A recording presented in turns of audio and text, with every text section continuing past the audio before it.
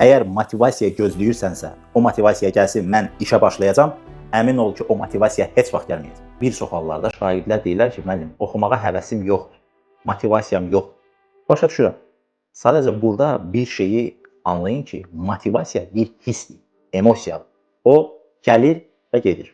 İntizam isə disiplin, qərardır. Hiss etməsən də hərəkət etməyi bacarmaq. Bax ki, özünü pis eləyirsən, olsun dostlar. Sən özünü pis hiss eləyə-eləyə də işlərini görməyə davam eləyə bilərsən. Uğurlu insanlar hər gün həvəslə oyanmırlar yuxuda.